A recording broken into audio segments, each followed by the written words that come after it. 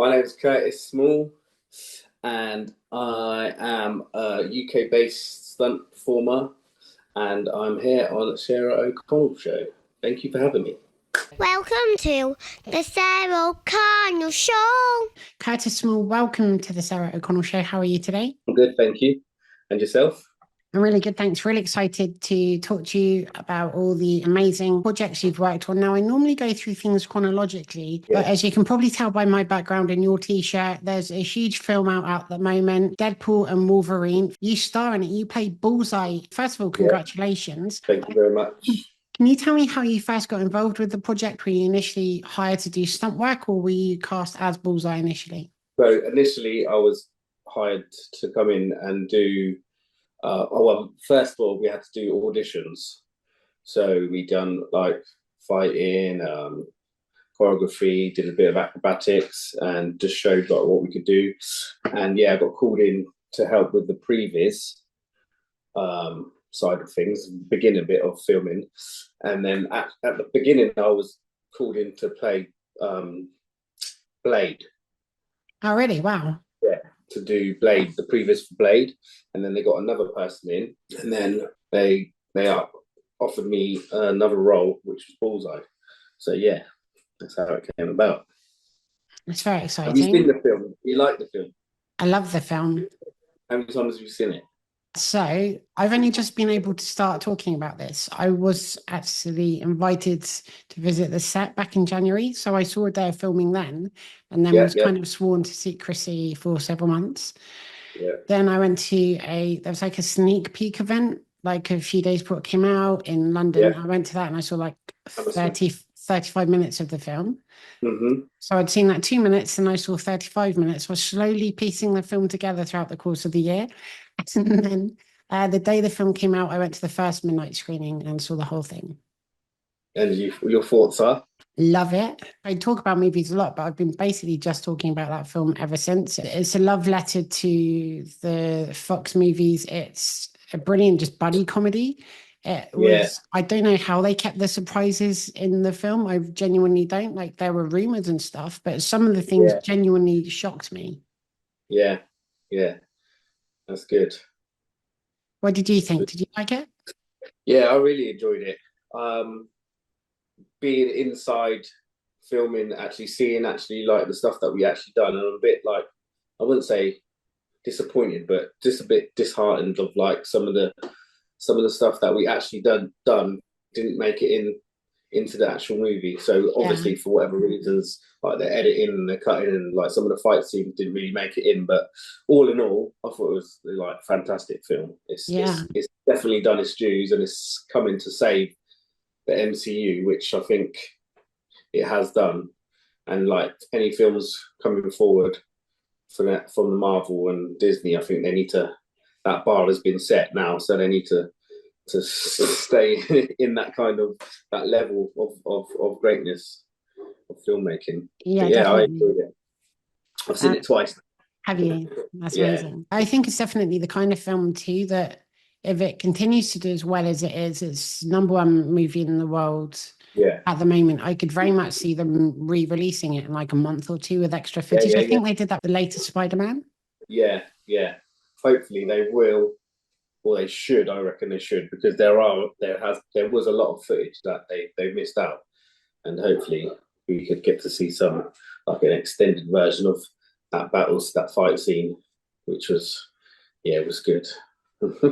Yeah, definitely. Because I mean, all that kind of stuff, plus the amount of improvisation that goes on, even just the day I was there, I'd see 15, 20 different takes, and they'd all have completely different dialogue in them. What part did you come in on?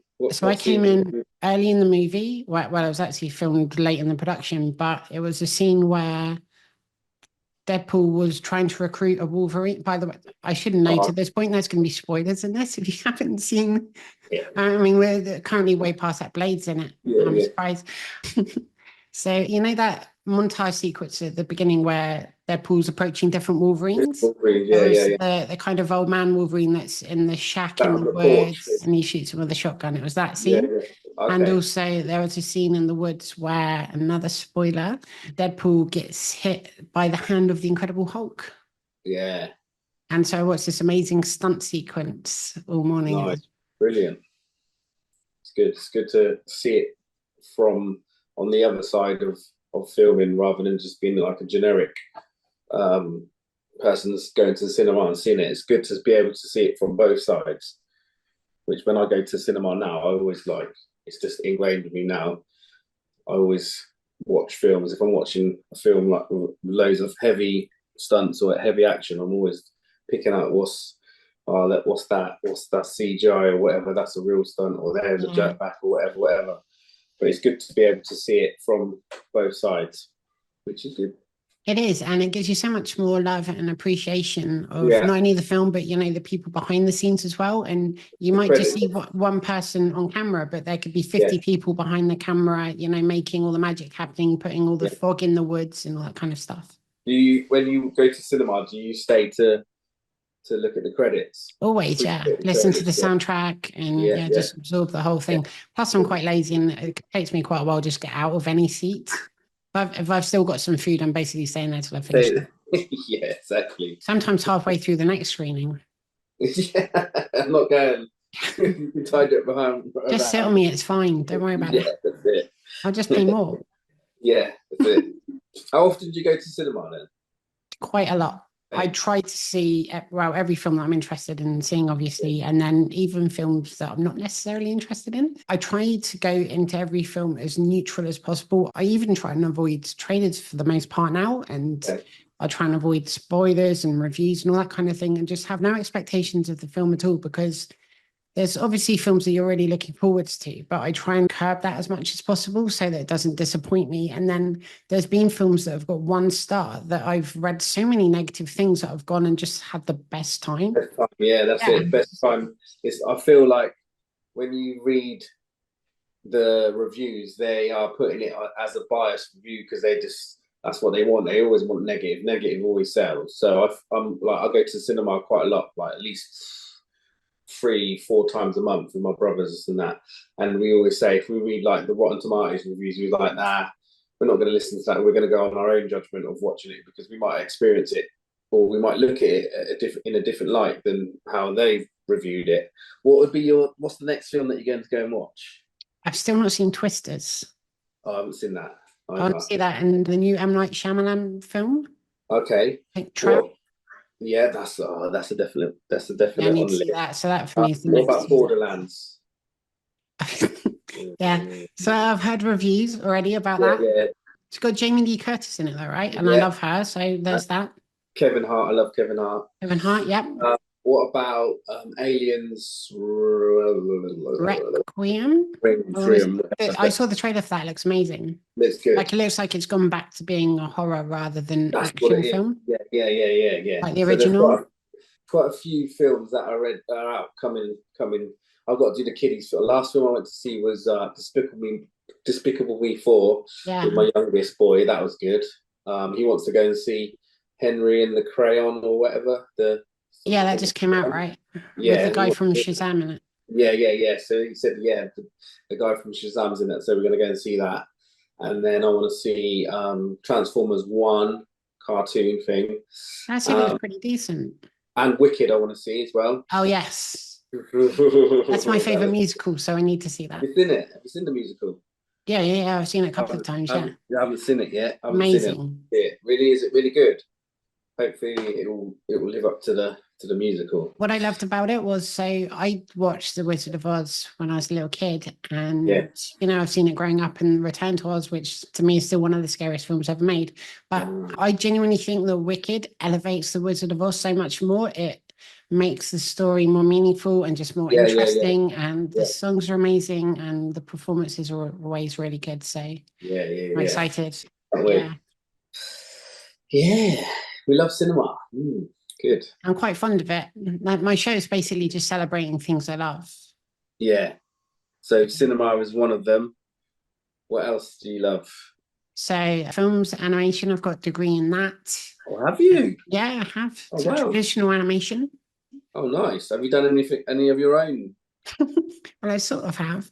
The month I graduated, the studio that I'd always dreamed of working at, which had most recently at the time made Lilo and Stitch, the month I graduated, they closed. Okay. And then I went on this weird side quest where I worked in the games industry for a while, and I was reviewing films and doing stuff like that. And then I got back and So you was a reviewer then? I was, but I preferred to just talk about things I like rather than things I don't like, with the exception of the movie Cats, which I can speak negatively about for several years. Wow, mate, that was appalling, wasn't it? Mm-hmm. And I saw it on my birthday. Oh, no. So I have a special kind of grudge with that movie, but apart from that, Yeah, that's that the only was. one I'll actively be negative towards now. Why didn't you like it? What was the? Hated it. Hated every single thing about it. Well, Just even like the costumes and just the way they kept saying Jellicle every 4 seconds. Yeah. And they said about it, like, if you want a drinking game, that's the best one to ever play, apart from the fact you have to watch the film. Yeah, I wasn't fond of that one. Yeah, I don't think I finished it. I think I turned it off. that's a good idea. I tried to turn it off, but the cinema stopped me from going in the projector, unfortunately, so I had to watch the whole thing. What's your favorite genre of film? Anything? Because some people don't like horrors. I'll watch anything. Yeah. So I'll actively watch anything too. So I love it. Like, I'll go through Sky Cinema and just find a random film from the 1970s I've never seen, and it excites me. And it's like, oh, there's Sylvester Stallone's playing a bodyguard and he's got like 2 lines of dialogue, and there's a young Gene Hackman and whatever it is. And I love watching old films and international films as well, and comedies and thrillers and action and horror and animated and musicals and all of that stuff. Or more specifically, I like good films. Good films, yeah. And good for you is what's your meaning of good? Is for me, it's like depending on the film. If it's an action film, or like is a good action. If it's a thriller, keeps you on the toes, or like if it's a comedy, am I laughing or whatever? Or it got a meaning message behind it, or a cryptic message, or whatever. Depending on the film.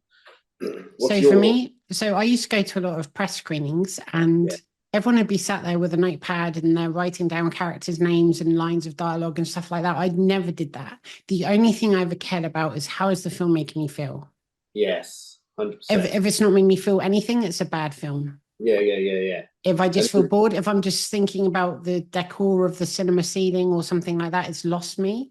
But if I'm crying, if I'm scared, if I'm on the edge of my seat, if I'm excited, if I care about the characters or the villains or the storyline or whatever it is, and the film's got me into me, it's a good film. And the only way to know if a film is good is to watch it. Yeah. And if it captivates you in the first like 5 minutes of the film, for me, if I'm grabbing for my phone or whatever and I'm not like half into the film, then it's not good. Not for me. That's a massive problem. Yeah, that's it. But it's all right. Sometimes you get the best conversations out of films you didn't enjoy. Yeah, true. And then there's been films before where I didn't enjoy them at all, but I was sent the film again after seeing it at the cinema, sent it to review, and I'll listen to the audio commentaries and the behind the scenes making ofs, and sometimes it gives me so much appreciation of the film that it kind of gets rid of the fact that I disliked it, because of just the love and care that went into it. And however bad you may think it is, they may have steered it miles away from the edge of the cliff it was on. Yeah. So I try and give every film I can the benefit of the doubt. So in like terms of where the MCU was before Deadpool and Wolverine, where did you think what was your thoughts on like the previous films, like the Marvels or Eternals and that? Because for me, the last decent Marvel film was probably Avengers Endgame, Spider-Man's and stuff like that. But like the ones that like really like, because when I remember being in the cinema and I was watching that, like I had a bit of tear in my eyes. I was like, it really captivated me. It really drew me into the story. Like the other films that's now they've really not. They're not really captivating. They're not bringing you in or not making you laugh. Even like the Thor Ragnarok or whatever it was, the last Thor, it was just like just a bit of a waste of time. I think because with Avengers Endgame, it wasn't just this great film. It was the culmination of a lot of films. Yeah, So yeah, yeah. it is a good film, but it's also all the other films did a lot of heavy lifting to get it to that Yeah. point. All of the emotional stuff had already happened. The Mhm. Endgame is the answer to what happened in Infinity War, right? So Yeah, yeah. then the immediate films after that, the aftermath. And so just people just recovering and just soaking in what's happened, which makes sense. People sort of go off on little adventures, but now they're trying to establish new characters, Miss Marvel and Shang-Chi, and Wanda's gone off in a different direction or several different Yeah. directions. And I'm still enjoying it, to be Yeah. honest. I thought WandaVision was great. I enjoyed She-Hulk, and I think there's still more Moonlight. they can do with that. Do you like Moonlight? I didn't like it Moonlight. as much. You know, I thought that was a good one. Do you know Maybe why? because of the action, really, the fighting in Yeah, it. And some of my friends were in it, so maybe like I'm a that bit biased helped. for that side. Yeah, yeah, yeah. But so the reason for me, and I've got this thing about cliffhangers, and so I think if I was watching the entire series in one go, it wouldn't have bothered me Yeah, to this yeah, effect. But so when I started watching it, I loved the premise of it. Like I was really excited to watch that show. I love Egypt and all that kind of thing, and the yeah, yeah. character looked cool. Great cast as well. But Moonlight doesn't debut until the final second of the first episode, and it's just like he kind of wasn't in it. Yeah, And then he's battling most of the time not to become the character, and I wanted more of the character is yeah, basically what yeah, my yeah, complaint yeah, was. yeah, yeah, yeah. That's a good one. That's a good answer. Thank you. Yeah, that's good. So we're here. Let's do this. Okay, so question 2. Yeah, that's a good one. Just go, just go. I love talking to people that just love movies, and you can Yeah, talk for hours and hours and but then realize the yeah, interview hasn't started. it's like oh, yeah, 3 hours. Like good. So Go on one then. one thing I do wonder about, how long did it take for the makeup team to put that bullseye on your head? And how long did it Uh, take to remove it again, or were you just basically stuck with it for months? so no, so in the mornings it would take. I remember when we first did it, it took about 2 hours, and then we whittled it down to an hour and say an hour and 10, hour and 15. So we'd get my call time would probably be around 4 o'clock, half four, five. The latest Right. was 5 o'clock. So then I'd be go in there like fall asleep, and then I'd wake up and I'm like, yeah, it's done. Then so that's what tends to happen when it comes to makeup. The longest time I've been in makeup is 4.5 hours. That Wow. was on Ant-Man. Quantum no on Ant-Man. Quantumania. Quantumania, yeah, Yeah. yeah. Yeah, so and then to take it off, it was just a case of like 5-10 minutes, just a bit of alcohol, and then Yeah. just pull it off. So they wouldn't let me take it like to leave it on for like say Friday night and then go go home on a Saturday, Sunday, come back with it on, probably with peeled off. But I left my makeup on, my guy liner and my nail liner, whatever it was called. Yeah. But Yeah. yeah, so two. So at the beginning it was about 2 hours, and then it whittled it down to about an hour and a bit. Mm. So yeah, it wasn't that bad. I've had worse. Yeah, Full it sounds makeup, like full it. prosthetics, yeah. Absolutely. And so that massive fight sequence that you're involved in, first of all, when did you film it? And also, how long did that take to film from start to finish? So we started filming that in February of this year, and it was cold. I'm telling you, it was like. So we started. No, actually, tell a lie. December we started doing a bit of prevising, and then we came back and started February, January, because then the strikes were just finished, Yeah, that's right. and Yeah. then we started beginning of February. We did a bit more. We did a bit more in January, but just a bit more previs, and then we started filming it in February, March, April, May. I think 3 months it took Wow. because it was because of the weather. It was so cold. It was like sometimes it was -12, and it was. To be fair, I think it's because of the people that was there, the team that we had, and the environment it was in. I think because we all like dealt with it together, it made the job easier. Whereas sometimes if you're on a job and you got like some people, not to say you don't get on with everyone, but some people don't get on with everyone. Yeah. But it can make the job seem a bit longer and a bit tiresome and a bit like, I can't be bothered, or like you're moaning because it's cold. But because everybody was in it involved and everyone was having jokes and that. It didn't really seem like that. It was just like more of a family. So now I've met people on this job that I'd be friends forever, because we've had so many, like, do you know Danny Ramos, Toad, who played Toad? Yeah. First time I ever met him was on this film, and like we're best friends now. So like there's certain things like people gelled when we didn't even think that we'd gel. Because I remember meeting him before when we first started in previs, and I didn't really speak to him. But then like as I come back, and then I grew to know him, and now we're best friends. So like 3 months in minus 12 degrees and traveling from here to, we filmed, do you know where they filmed it? In Bovenden.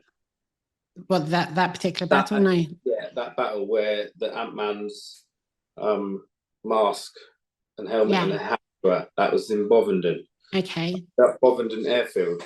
We had to go there every day for 3 months. But again, like, mate, this is, how often do you get to be on a set and be in a Hollywood movie that's like #1 in the box office and just like one of the best Marvel films out? Like, it's very rare. So I'm very humbled and very grateful for being able to be in the credits and being around in the same airspace, breathing space as Ryan Reynolds and flipping Hugh Jackman and Wesley Snipes and Channing Tatum and all of that. So I'm just grateful. I'm not one to complain about the little things, even though I do, but thinking about it in a bigger scale, I'm more grateful and humbled, because again, like, I've been in this industry for nearly like 17 years, and I'm still, touch wood, able to move and do the things that I love. That's and work in the industry. Yeah, that's the main thing for me. And so you mentioned some of the names you're working with there. Were you told in any way in advance, or did you get the script in advance, or was it literally a case of you turned up on set and there was all these characters here? Nah, there was no. It was weird for me, because I'll tell you what it was. So I hadn't. So when the January, when we started in January, and well, came back in January, and the strikes had happened, I didn't get a phone call to come back. So I was planning on going on Venom, to working on Venom. The third one, right? Yeah, the third one. So then I got a phone call from the booker saying, what's your availability from January to whatever? And I was like, I'm just about to go and do a fit-in for Venom. So then she phoned Venom up and said, can we forget about his fitting, and can he come to our fitting? And then I was like, this is a bit awkward, because like the guy that called me for Venom, I'm cool with. And then I said to him, look, let me phone him just to make sure it's all cool, because I don't want to step on anyone's toes, or I don't want to rub him up the wrong way. Yeah. So then I phoned him and he said, yeah, it's all cool. So then I got to Pinewood for the fitting, and then she said, yeah, the person that was supposed to be Bullseye has dropped out for whatever reason. So do you reckon you can come and fit for him? So then I got into the costume, and it just transformed into me. And then that's it. The rest is history. That's amazing. So I didn't think that I wasn't planning to be Bullseye. It just happened like in the coincidence, for whatever reason, with the person that was doing it before. I don't know what the mishaps were, but then when I spoke to George and the rest of the gang, they said, actually, you made a better Bullseye than the guy. So I'm not taking it from the guy that was before, but that's so great, though. It did, yeah. And again, I was humbled to be in the position that I was able to do it, and do it at the best of my ability, and do a good job. So yeah, you're great. And I imagine the other guy's working on Venom 3 now. Yeah, I think so. Yeah.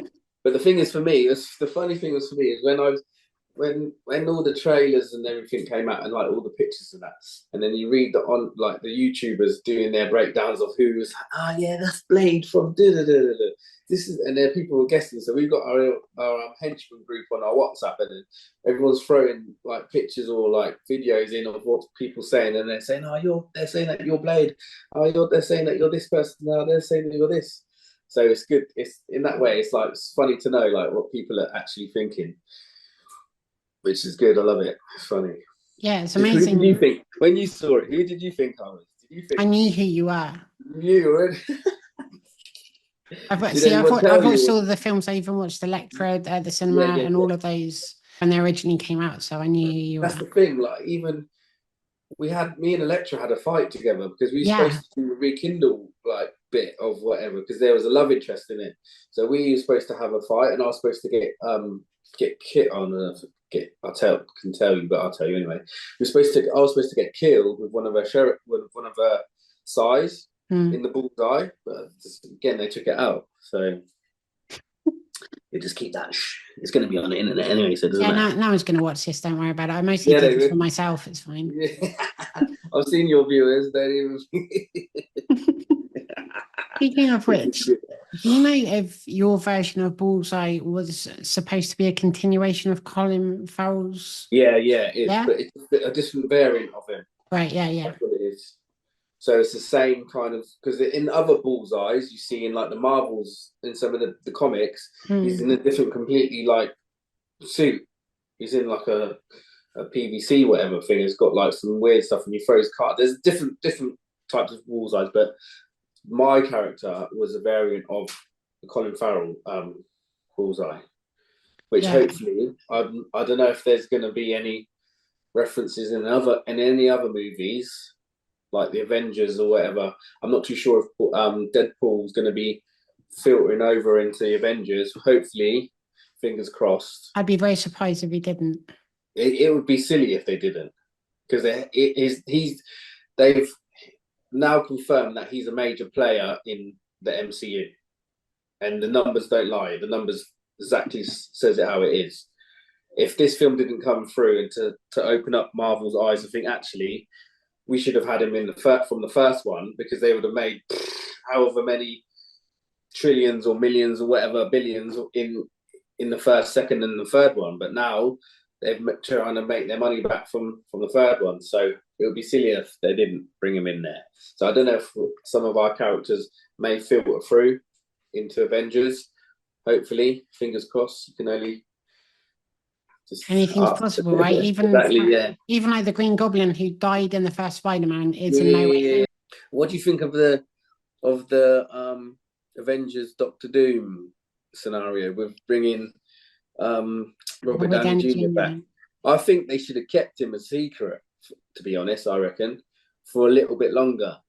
But to me, it depends what they're going to do with him. Yeah, I saw a clip on Instagram of where they could have taken him, because in the comic there's a variant of Tony Stark, and comes in and pretend as Doctor Doom. Yeah. And he takes over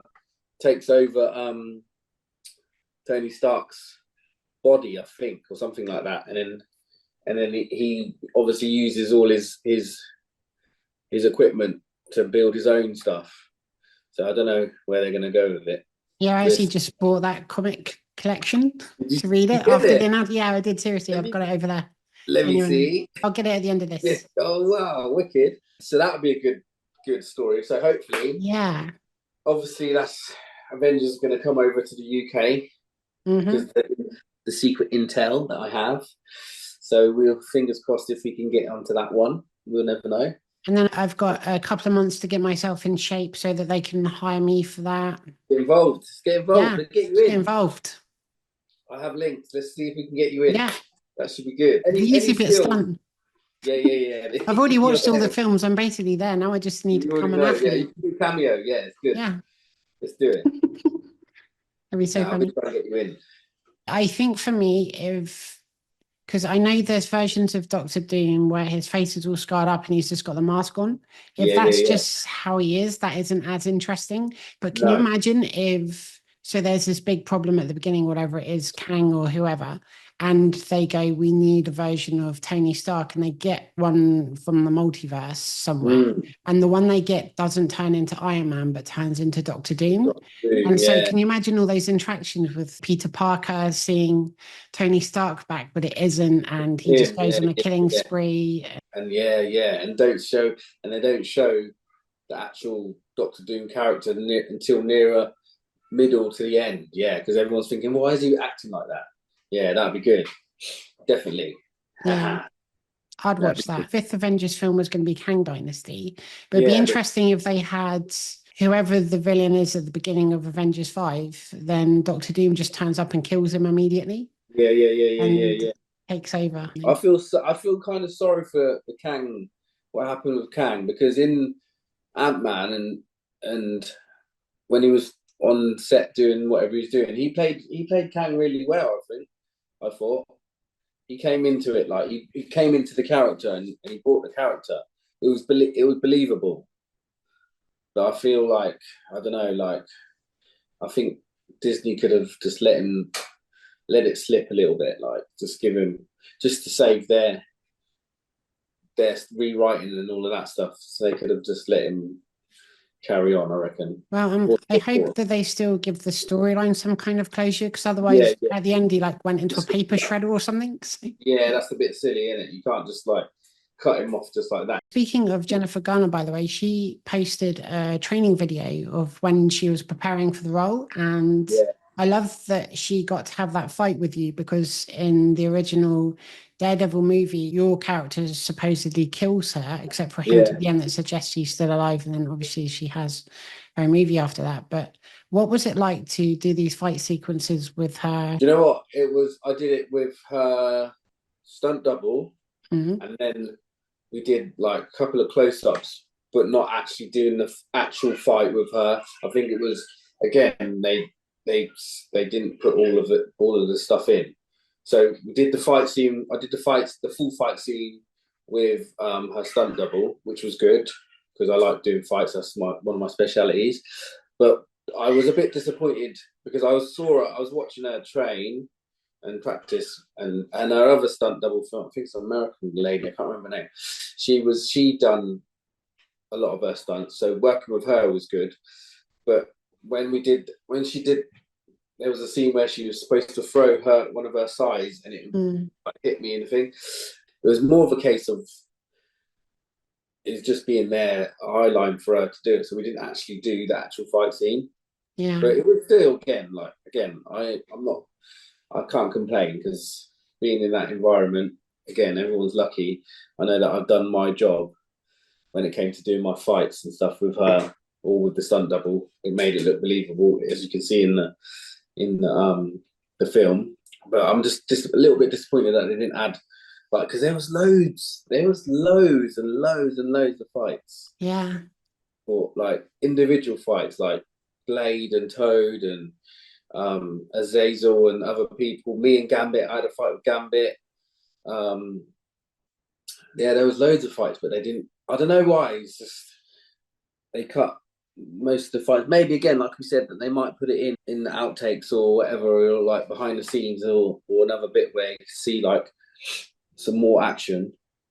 But going back to that question, I didn't. It was okay being in that presence of Jennifer Gardner, but I would have liked to have done more with her, just to showcase like what actually Bullseye and her, because the fight in Elektra, that was a good fight.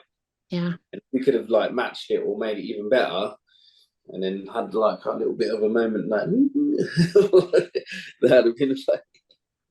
But it's testament to movie magic that it looks like the people are actually fighting each other the entire time. Yeah. That's it. There's a scene in the movie The Karate Kid where he falls off a bike and rolls down a hill, and for about 3 good seconds there of you looking in detail, you can tell it isn't him. Yeah. And then in the final shot, when he lands on the floor, it's him again. He goes through some midlife crisis going down this hill. And he starts from being a young kid to an older guy, and then he goes back to a young kid. He's 18, then he's 62, then he's... Yeah. I don't think they do that now. No. They try and match the actor with the stunt double with the actor to the best of their ability. But sometimes I've seen some of the things that they do is just like ridiculous. But more now, it's more of an ethnicity thing. You have to, if the actor or actress is of an ethnicity, it has to be the same or close to their ethnicity. So you can't have like an Asian person and a white stunt double and then try and paint them black or whatever, or paint of them course, brown. It just cause too much headache for the production or whatever. But now I think it's in a way it's a good thing, because it gives more opportunities for people of color or ethnicity to actually do the job.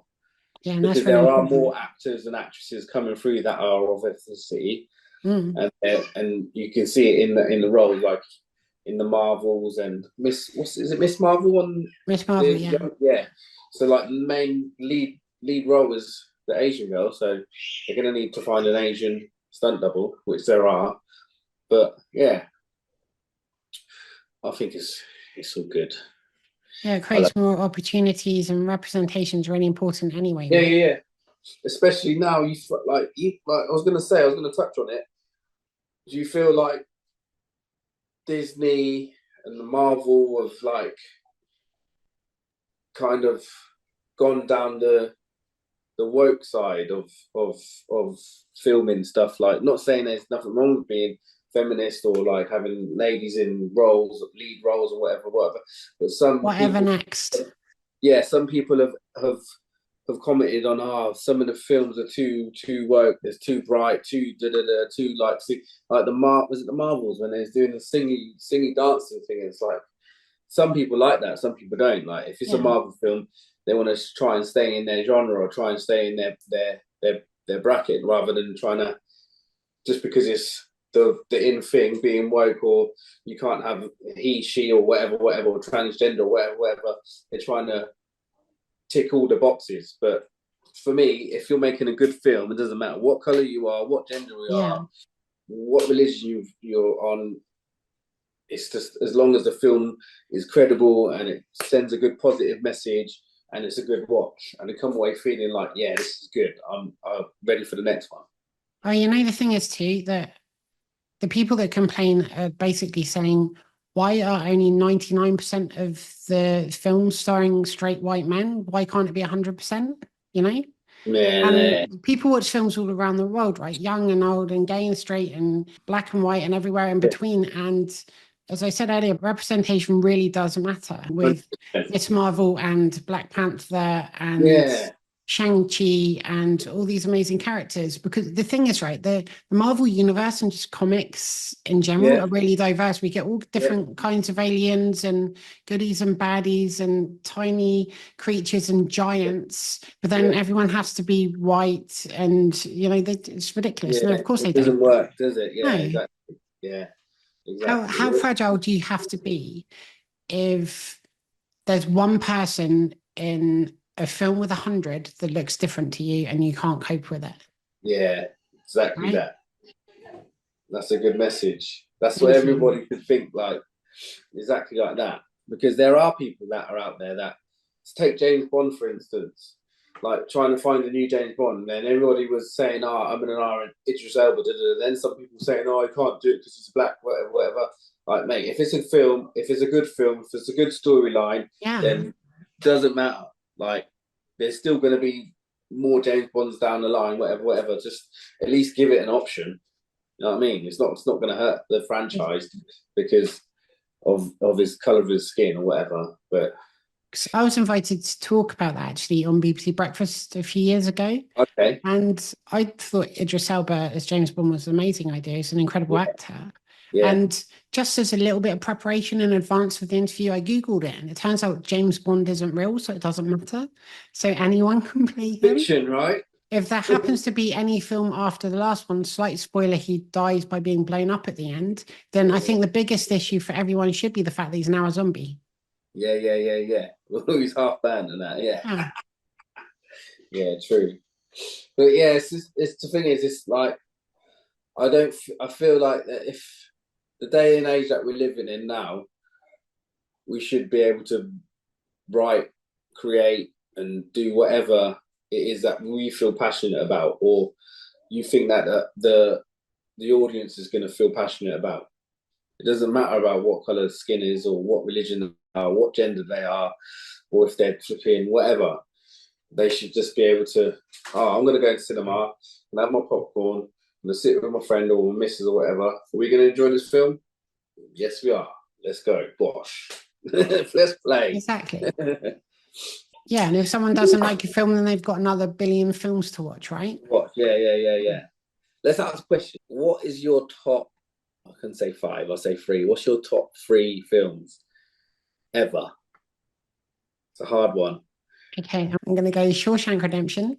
What, as 1 One, or yeah. 3? Yeah. I'm going as 1. Then I'm going The Karate Kid, which I referenced earlier. Yes, As 2. number 2. I grew up in the 80s, can't help it. Yeah. 3, I'm going to go The Wedding Singer. Oh, like comedy. I like comedy, again, 80s, even though it's a 90s film. A very good one. Adam Sandler, Drew Barrymore, love that film, love the soundtrack, love just everything. I could watch anytime that film's on TV. I'm not doing whatever it was I was planning to do. Yeah. I went on vacation to Philadelphia in April, and I was literally about to go out that morning, and The Wedding Singer was on, and I watched it, and it finished, and then 51st Dates started. And I watched that, and I genuinely watched that entire film as well. And then Blended started, which is their third film together, and I watched half of it, stopped myself, and then went to the museum I was planning to go to. But like, I missed the entire morning. Any Adam Sandler films are good. Like, I think he needs to have more films coming out. Some of his films that have been on, I think his older films are better than his newer ones, like Happy Gilmore and all of those. And is it Big Daddy? Yeah, those type of films. Those ones are my favourite. So I think my top 3. I like comedies. I like Friday with Chris Tucker. Training Day with Denzel Washington. Yeah, amazing. And I'd probably say either what's the one, Silence of the Lambs, or what's the one with Brad Pitt Morgan Freeman was 7. Seven. That type of thriller for me is, I love those type of, like, makes you think, like, and it's just like, oh wow, what's going on, and it like actually takes you into the story. I like films that I love films. I love watching. They're good, aren't they? They're one of my favorite things to watch at the cinema. Do you prefer watching films or reading books? Because I ask a lot of people. Like, one of my friends, she says, "Oh, I think I prefer to read books," and because you can get lost in the book, and I guess you can get lost in the film. Yeah, if they've turned the lights off and you can't find your seat, it's easy to get lost in the film. You got your torch on your phone, like it's blinding everybody. Yeah, and they then can't see the next 10 minutes themselves. No, what would you prefer, reading or watching films? So I mostly read autobiographies. Obviously, I interview a lot of people, so I most of the books I read now are my guests' books, because that's just how things have worked out. If there was a book and a film, if the film doesn't exist and there's only a book, then I've probably read the book. If there's a film coming out and it's got a book, I'm just going to watch the film and then, maybe read the book afterwards. But I mostly read nonfiction. I like learning stuff, and I find that I don't like wasting my time too much reading with fiction, just because it doesn't help me learn anything. Yeah. So you're very creative. You like to learn and expand your cognitive. That's good. Yeah. Oh, instantly, you asked me my top 3 films. I don't think I can say my top 3 without including my top 5. So I think it rounds out it's better rather than 3. Yeah, go on. Yeah, because otherwise it would have been Wedding Singer, 51st Dates Blended. Obviously, there you go. So Shawshank Redemption, Karate Kid, The Wedding Singer, number 4, True Romance, Patricia Arquette, Christian Slater. Yeah. Early 90s, written by Quentin Tarantino, and number 5, The Lion King. That's a good one. Yeah. The new one's coming out. The prequel, the Mufasa. Yeah. That looks good. Good. I'm interested to see, because it's not a direct remake or anything like that this time. So you said Quentin Tarantino films. That's another conversation. Quentin Tarantino films. Like, what would you say was your favorite Quentin Tarantino film? Easy, Kill Bill Volume 1. Oh. Yeah, definitely. Why would you say Kill Bill 1? I don't know. I just love it. I love everything about it. I like Japanese culture and all that kind of thing. The choreography and that end fight's amazing. And so, yeah. Yeah, that's the same as me. I used to watch on a Betamax on like old school kung fu films. A lot of Jackie Chan films, Police Stories. Police Story is amazing. I watched that recently again. Did you? Yeah. It's good. Like you think like now, when you look back on some of the old action films to now, like it's like they actually done their stuff there. They actually done their stunts, and there's no like there's a few bits of having stunt doubles and whatever, but they actually literally done his own stunts. Yeah. And there's like now you get an actor. It's very rare to have an actor to do his stunts for his insurance purposes, apart from like Tom Cruise or whatever. Yeah, he definitely does. Pushes his own limits. Have you interviewed Tom Cruise? I have, and I was really lucky. I went to the European premiere of Jack Reacher 2. Yeah. And so it got towards the point where the screening was about to start, and they divided us into groups of 10. And they're like, you 10 people, one of you gets a producer, one gets a writer, one gets an actor. Whoever comes up is who you get. For some inexplicable reason, Tom Cruise walked up to me. Go on. Do you remember what question? 5th episode of my show. Oh. That's not a bad start, was it? That's good, isn't it? That's all right. Yeah. I can't remember what I asked now. Nervous? Was you nervous? No, not really. Huh? No. Good. Yeah, that's good. So your top 5. Yeah, so yeah, True Romance and The Lion King. Nice. Add 2 more. Casino Royale. Yep. Because that was my new one. Yeah, that was my first ever film introduction into the stunt industry, into the movie industry. Because that plays a very important role in my life. Thank you, Gary Powell. And I'll probably say, I don't know, like, what's the one? Ferris Bueller's Day Off. Classic. Yes. Good film. Those type of films. Even like Teen Wolf from Back to the Future, all those types of films are good. I love them films. For me, back in the day, those 80s films, they always had good soundtracks. They always had a good song that you could remember. That's the song to. Come on.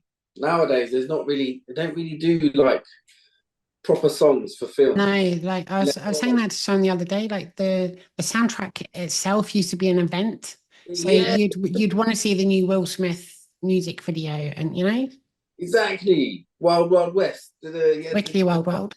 Yeah, Men in Black. They did a song to it. Like, come on, we're not doing. There's no songs anymore. I think that's missing as well in the industry, in the movie industry. Songs, the soundtracks, the opening songs. I remember like Rush Hour 2 and that they had 6 songs for that. Cisco was doing his song, whatever it was. Yeah, or it was Drew Hill, whatever. Yeah, mate, they had songs for days. Tell you what though, Deadpool and Wolverine, really good soundtrack. What did you think of the NSYNC bit of thing at the beginning? That was good. Bye. Really good. Really, it was really good, good. Wasn't it? It was heavy. I loved it. I think that they've done an amazing job, start to finish. There was no parts in the film where it was like, this is a bit boring. Like it was captivating all the way through. The story, a bit. They could have added a bit more with Nova and like made her do a bit more like devilish stuff. For me, that's personally for me. And that I can't remember that pink cloud, that purple cloud that was coming in. They could have like seen what does he actually do? Like, does he eat you and spit you out, or does he whatever? Just follow him in the morning at home. What does he do on his downtime? What's he doing? Like, reading a magazine. How do you call him? Like, do you have to blow a whistle, or do you like click your fingers, or does he just come at a specific time at 9 o'clock in the morning? Like, you got to have your food ready. But yeah, I thought like the whole story and how it like came together, and their chemistry on set or on screen was good. Yeah, it was perfect. It was a good duo. I was thinking it's kind of like a variety show. So you're saying there's this dance sequence at the beginning, NSYNC. Obviously very, very, very funny. Hugh Jackman's performance is amazing. It's emotional. You know, there right? are bits in there when he In was the car. pressing him. Yeah, when he was going in on him, Yeah. like, you're nobody. Look at you. I was like, right, that's a bit heavy, isn't it? It was. That's what it's good. The films like that make you like go up and down in emotions. That's a good sign as well. Yeah, and I even like. like someone accused Deadpool of wearing a wig when it was obviously a hair system. Yeah. Outrageous. Were you there? I mean, Hugh Jackman mentioned that he used to give out scratch cards every week. Were you there Every when that Friday. happened? Yeah. Let me tell you. Let's tell you this story. So one morning, this is my first time meeting Hugh Jackman. So I get to work. I think it was what time? Probably about 5 o'clock. It's first day. The lady goes to me, I'll go to hair and makeup. So I banged on the door. It's over there in that trailer. So I banged on the first door. I said, oh yeah, I'm here to do my hair and makeup. Boom. Kicked open the door. Who was sat in a chair? Hugh Jackman. Amazing. So I said, oh, sorry. And he goes, no. The lady goes, no, you're in the next one. So I said, oh, okay, sorry for bursting in like that. So I shut the door. It was from here, and then the next room was there, but you could just open the door and then go through it. So I went through, and then I sat down and goes, oh yeah, I come here to do my bullseye, whatever. Yeah. So then Hugh came in, and then I was sat there like this, just looking at my face, whatever, in the mirror, and he goes, oh yeah. He goes, oh, what's your name? I goes, oh, Curtis. He goes, oh, I'm Hugh. And I was like, in my head, I was like, no shit. And then he goes, oh, take this. Boom. And he gave me a scratch card. And I was like, huh? And then the makeup lady goes, oh, yeah, he does it every Friday because it was a Friday. And I was like, okay. And then ever since then, every Friday, he's like, yeah, give me a scratch card to everybody. I'm talking Love about that. like 500 people on set or even more. Everybody. If he saw you, scratch card. I think I've got one in there. I think I've in my basket over there that I haven't scratched. Already. Should have got it to sign it. Really, it's a bit funny. Thing is, that's another thing. Like taking pictures and doing signings, because I'm there working with you. I feel it's a bit intrusive. Like it's a bit icky, isn't it? Like if I was to go and say, oh, can you sign my shirt for my boy or whatever? I'm just like, nah. I feel only me personally. I think it's a bit unprofessional because I'm there working with you like for the past 3 months, and then for me to say I'm not trying to be a fan or whatever. I'm actually working with you. So for me, not saying I don't see famous people as famous stars. I just see them as normal people because I do. I've worked with so many people, and like, people say, what's he like? What's this? What's Brad Pitt like? What's Tom Cruise like? I'm like, mate, he's just a general guy, isn't it? Just a normal guy. Like he hasn't really been. I haven't really been starstruck. The only person I think I'd be starstruck is if it was either Kevin Hart. I don't say Denzel Washington. It used to be Denzel Washington, but yeah, I'd probably just say Kevin Hart because he's funny and I like him. It's funny. But yeah, I think like everyone that's like has put like famous people on a pedestal, like say, oh my gosh, I'd be starstruck if I saw him. For me, I don't really get like that because I'm there with them all the time. Yeah, I see them. Probably before, if I wasn't in the industry, then I'd probably be like that, obviously, but because I'm there all the time. But yeah, Hugh Jackman, mate, Hugh Jackman, Ryan Reynolds, he is humbling. He is very, very humbling, very down to earth. He's approachable. You can speak to him. It doesn't feel like, again, you get some people that, because they've got so many people around them, fanning after them and that, they forget like they're humans themselves. But Ryan, he was cool. He was just like, yeah, hi, what's going on? Thanks for doing this. You really smashed it. That scene looked really cool. He took his time to actually engage with people and say like, yeah, well done. Thank you for being here. Like, it's really important that everyone was here and putting in the work and that. I know it's cold, but whatever. So that, and again, that being around with everybody, and we felt like it was a big team, and we got a picture of all of us, like on set. I think George sent it to us, of all of us, all the cast, all the crew, So that was a nice little present that they gave us. That's amazing. Yeah. Yeah, I love Ryan. He's the best. Cool. You've interviewed him, right? No, I've not interviewed him. He followed me a few years ago on Twitter and we kind of chatted and stuff. And then I went to see him. He was at the O2 Arena and he was doing a talk there. And it was part of a Just for Laughs comedy festival. And I went and I watched that. And I think I'd gone to see a Wrexham game that was nearby at one point as well. And we'd spoke a bit, but it's kind of a thing where if someone famous follows me, I'm not, messaging them every day going, hi, I love you, blah, blah, blah. It's just, I try and be quite chill about it. Just freak out internally. And then, so, we just spoke a bit just when it came up. Last year, I had a friend who was diagnosed with terminal cancer. And sorry to hear that. Thank you. I mean, sadly passed away now, but when he'd sort of told everybody that, I said, would you like me to do this thing where not for public consumption, but just if you'd like to, I'd be happy to interview you and just, ask you about your life, where you met your wife, what it was like when your kids were born, and, any sort of special memories you want to share, just so that your family has something to keep. And he was like, yeah, that'd be amazing. Thank you. And so we filmed half of it. And then that weekend I went and saw Ryan Reynolds at the O2 Arena, just in the audience. And he saw that I'd been to that and said that he loved Ryan Reynolds and loved Deadpool. And so I'd kind of sort of thought that I'm not going to invite Ryan onto my show until I think my show's big enough for it to be a sensible, like I'm only ever going to ask him once. And, I sort of saw in my head having several moves that I needed. Yeah.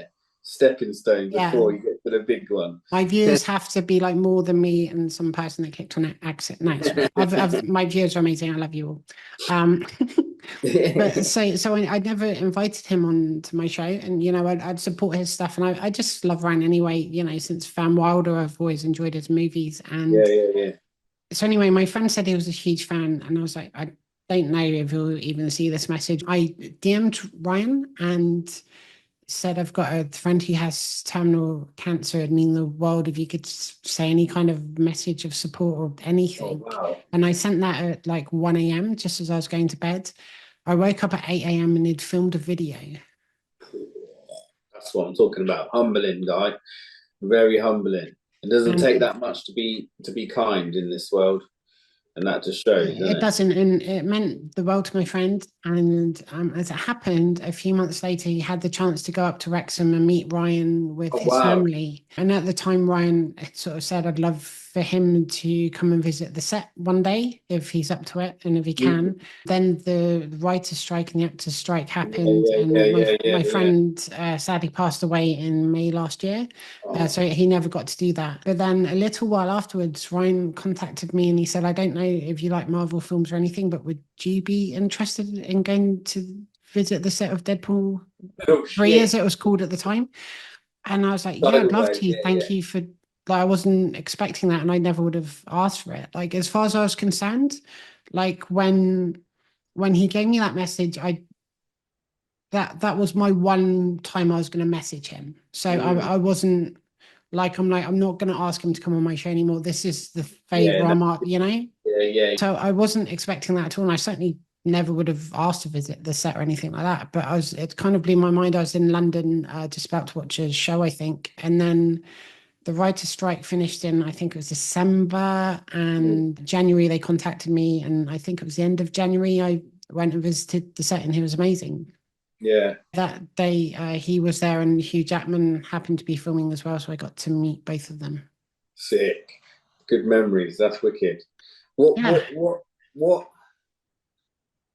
made, not saying what made you follow me, but what made you follow me and ask me personally to do an interview on your show?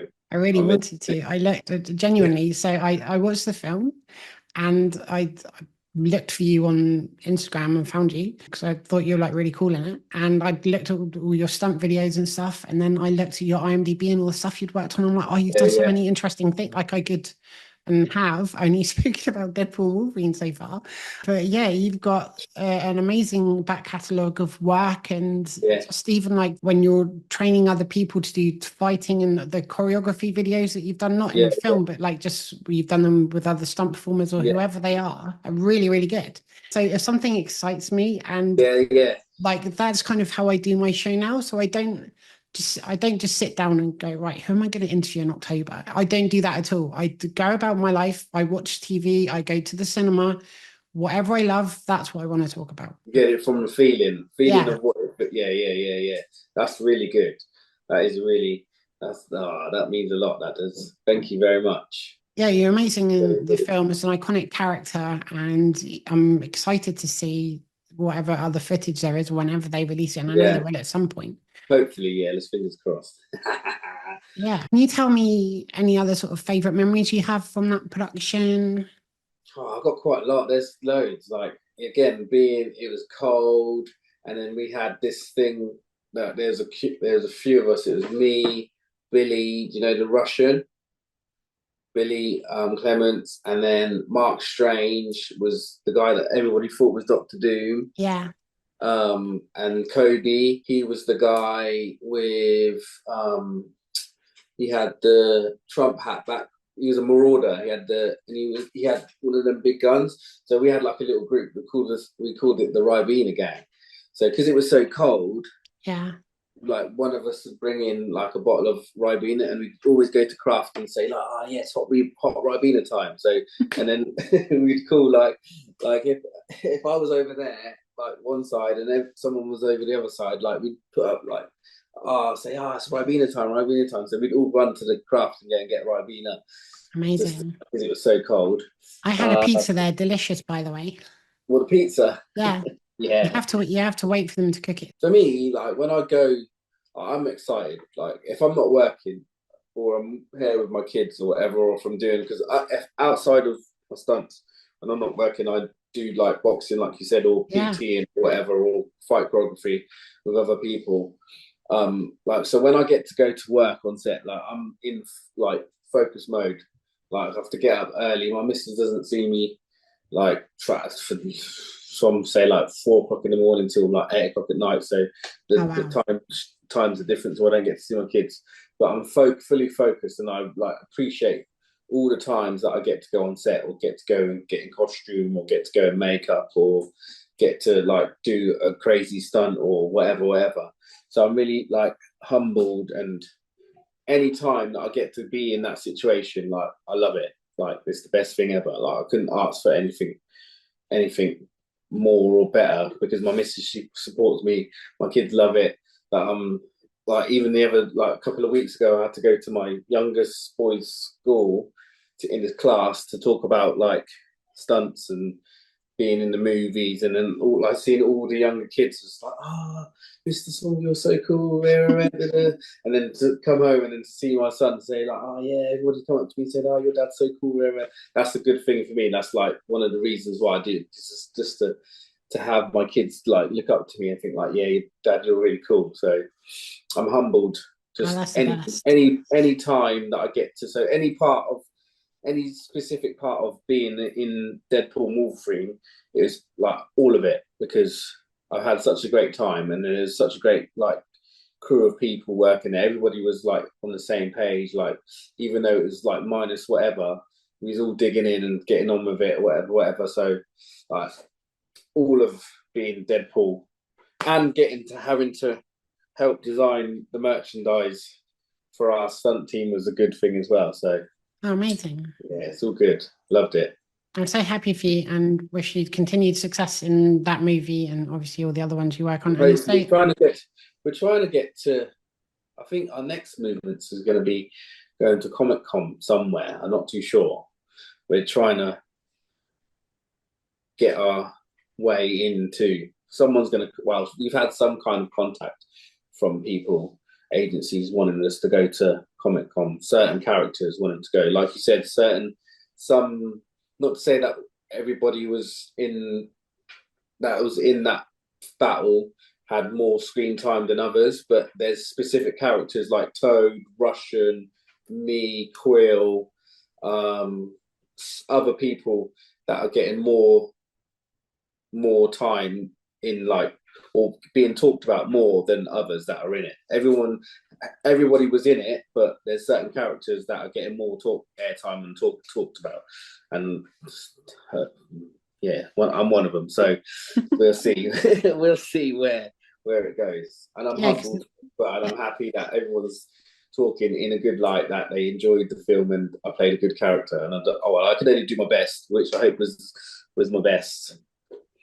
Yeah, you did. It was amazing. There's, as you say, there's conventions all around the world, and even there's poster websites. They'll get Paul Rudd to sign Ant-Man posters. But I think if, as you say, if you had your Ribena group offer themselves up to do like a Deadpool Wolverine poster, I think loads of people would want that.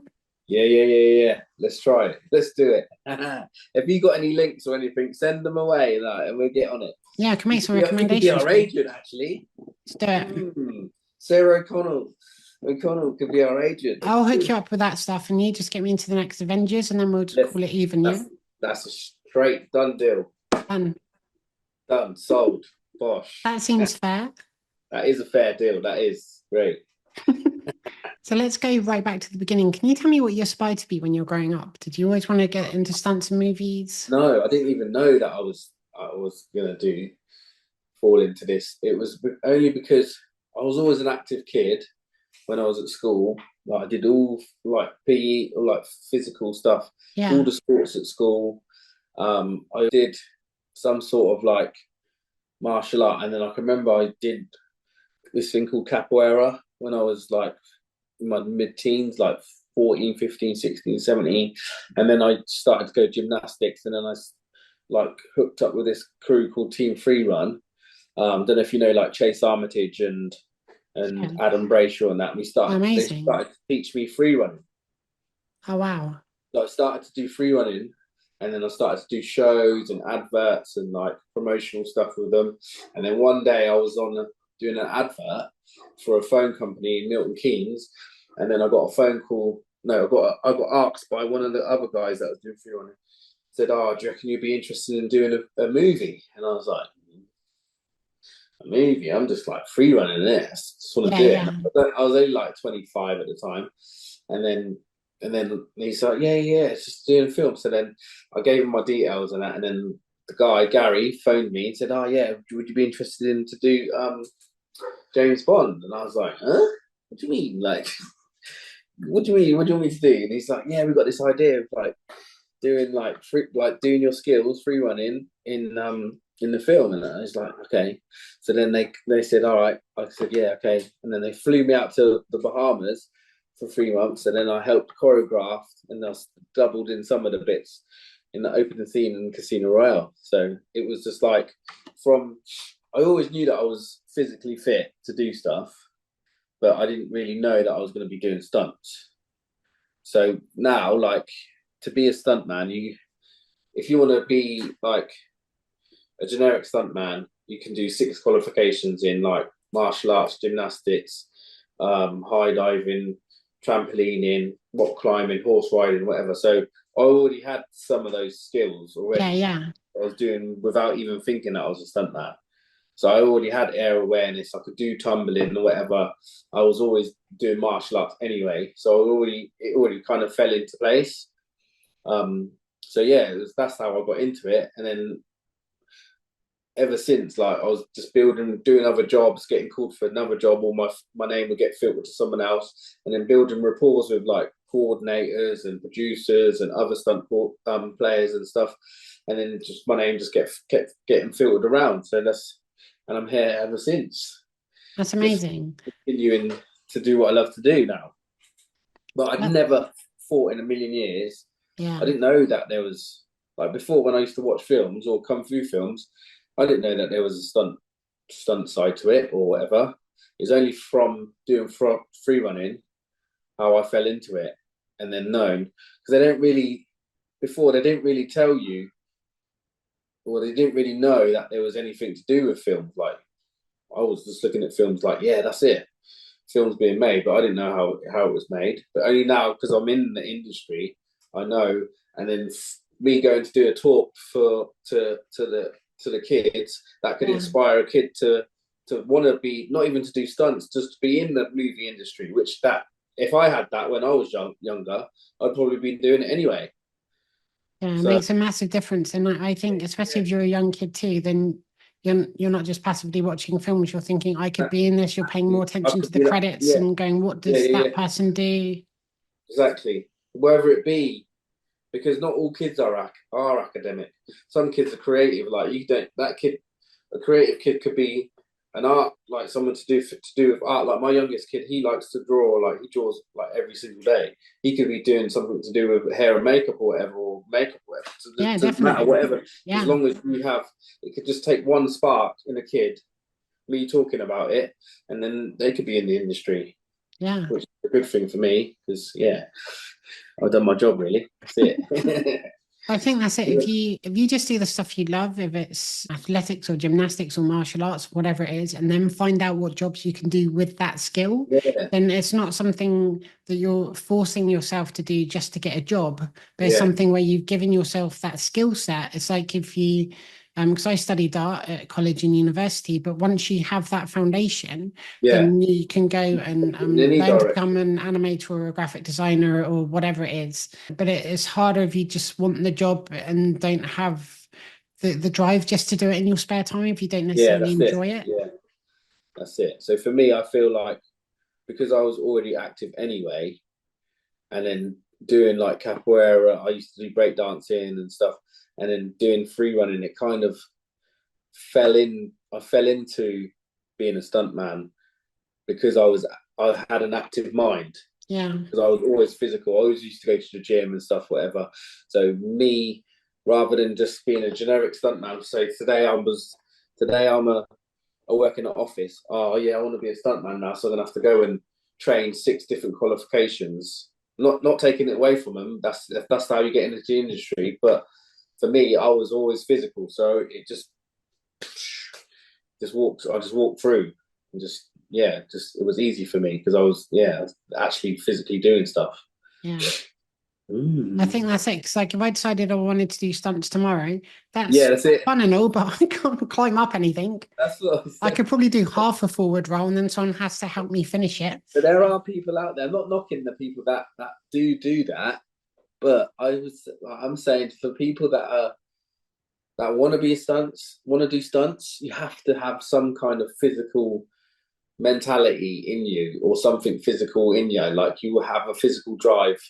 Because some people, like you say, they don't go to the gym or they don't train or they don't go out running or ride a bike or do any outside activities rather than just sit on a computer or whatever.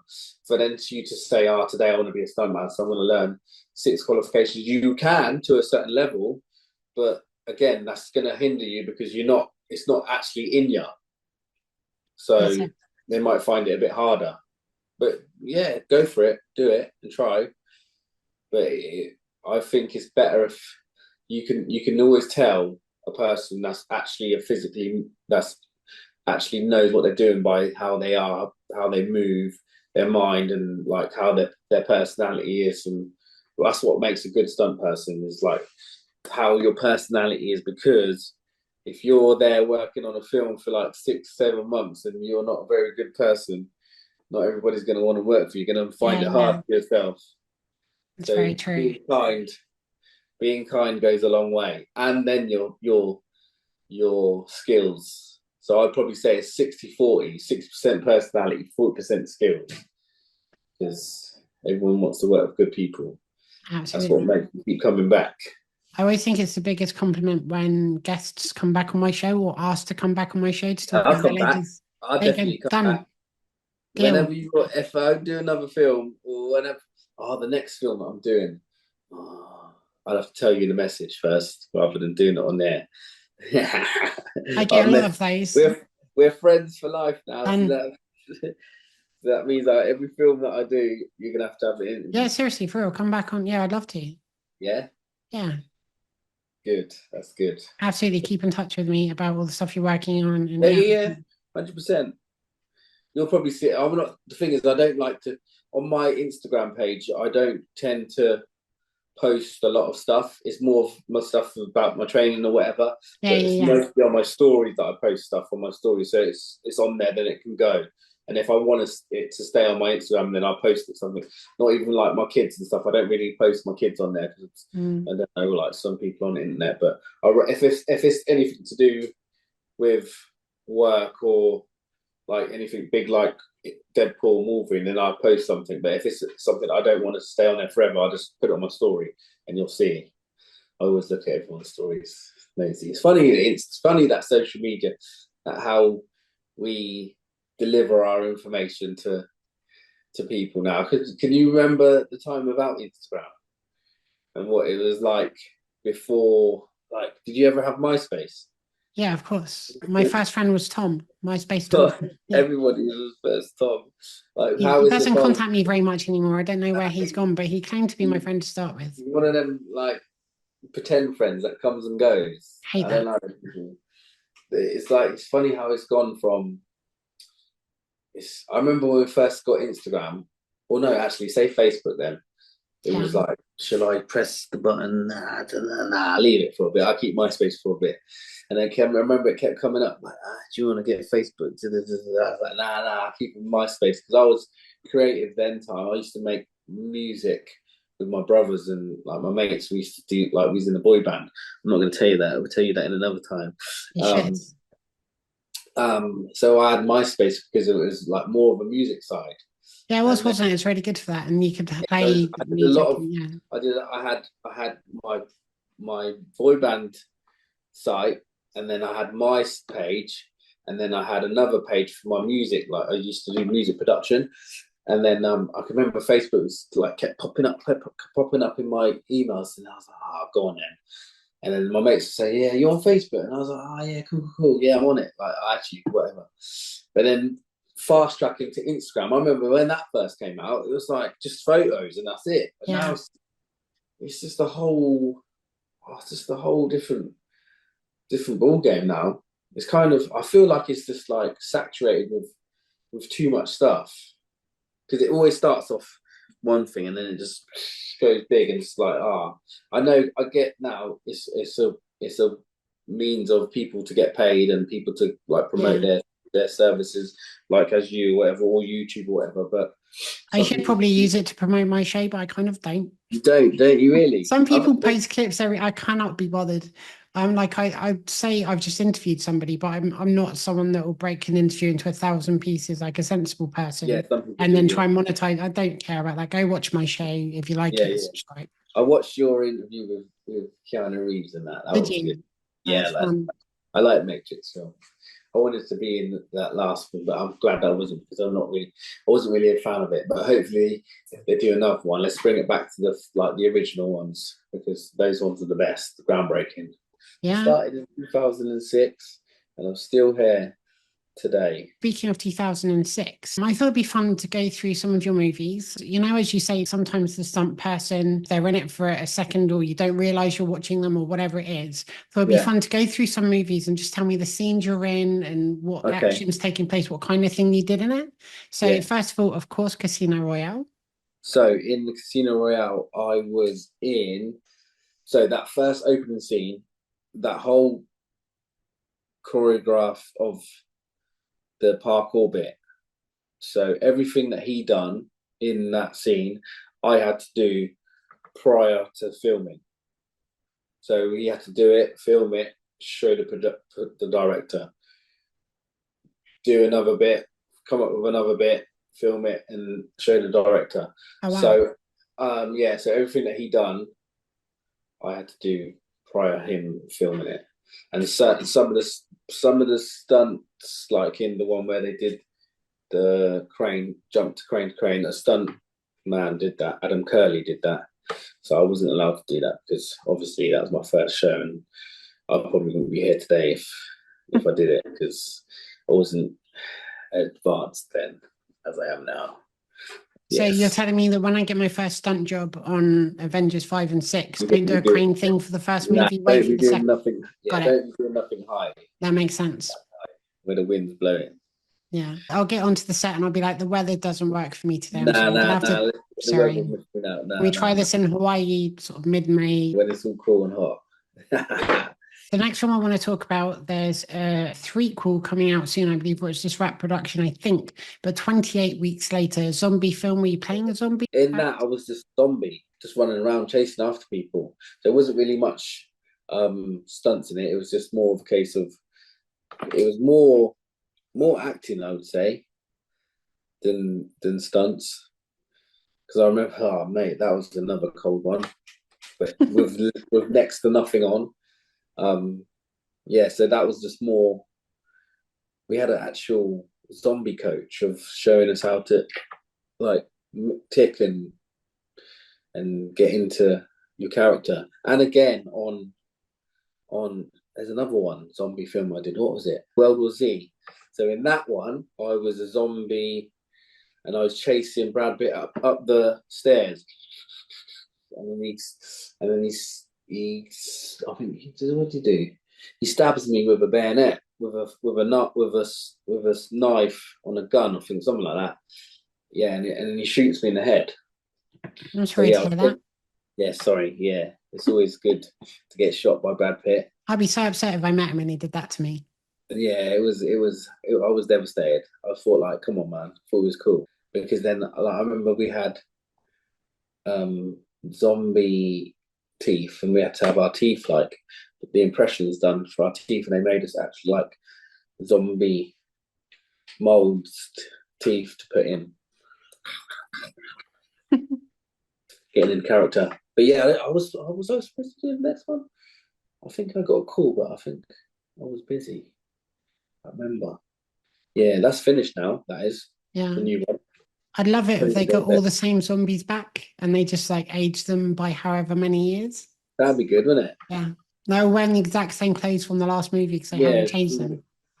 All ragged. I don't think they would change them. Like if it was real zombie apocalypse film, they'd still either be dead or they'd just be like, I wonder, I want to see what they must show in this 28 years later.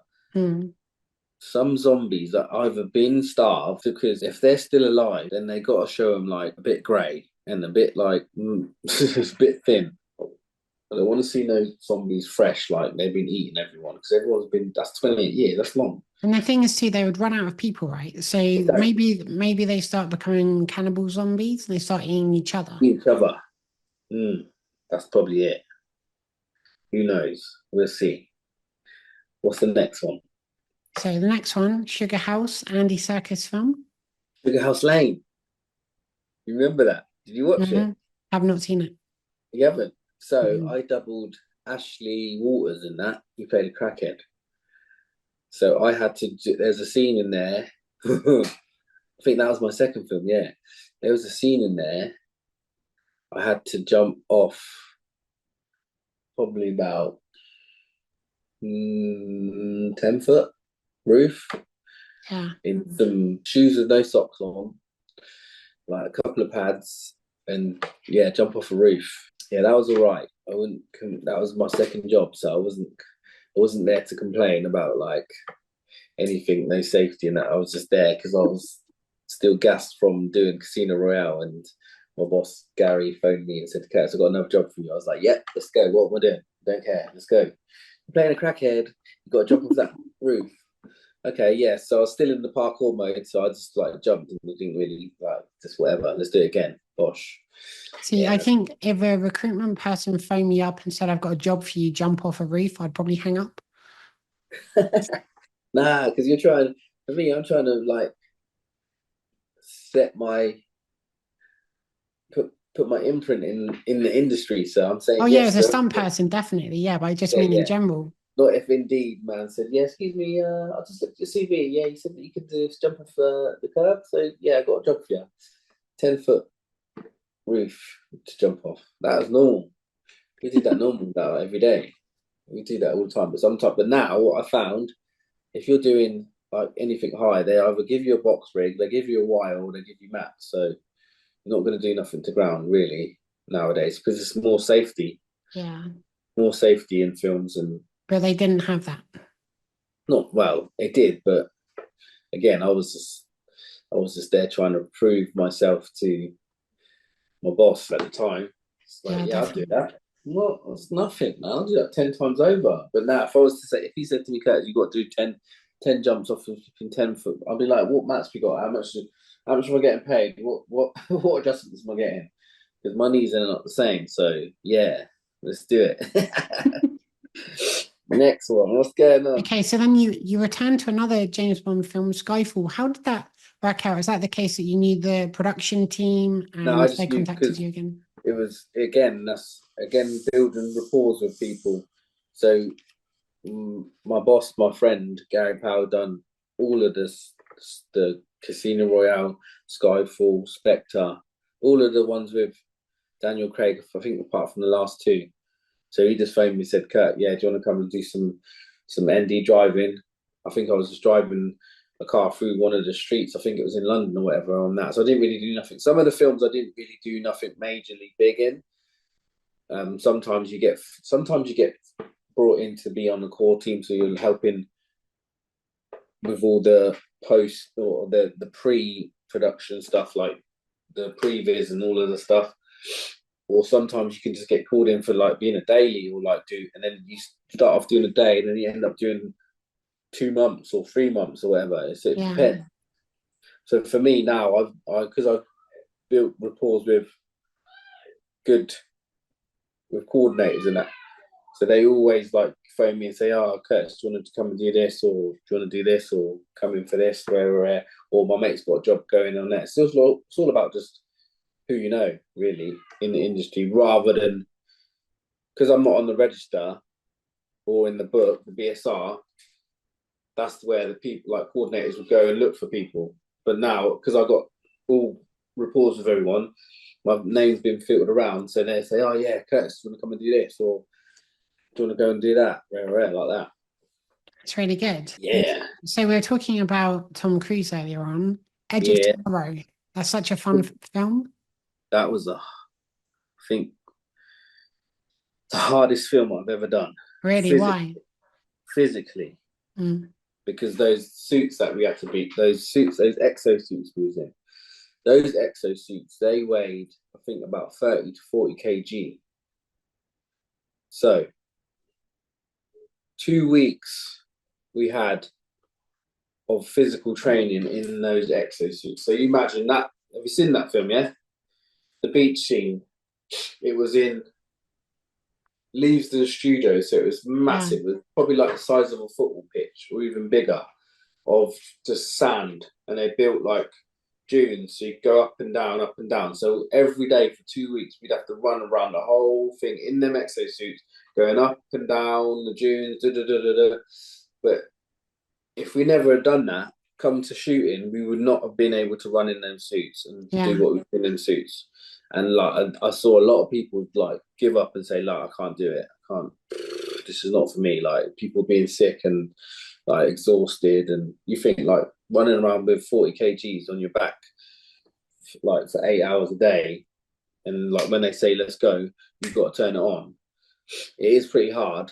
So if you never done those 2 weeks of training, like to get, because when we got into the suit and we was running around, it was like there's nothing on your back. But that was probably the hardest job physically wise, I'd Mm. say, because there's a lot of people I spoke to now and said, "Oh, remember when we did Edge of Tomorrow?" Because yeah, that was the hardest job I've ever done because it was actually physically that tests your physicality Yeah. when See, this is the interesting thing, right? As I was saying earlier on about reviewing movies, and I would think about how the movie made me feel or didn't make me feel at all. yeah And then so I love that film, but the thing you remember is being exhausted and running in this heavy suit, and the thing you yeah remember on another movie is being cold and stuff like that. yeah It's the yeah stuff, it's how it makes you feel is the oh stuff yeah that you yeah yeah. remember. It was a good film. I Yeah. liked it, and I thought like that actual scene was it did show.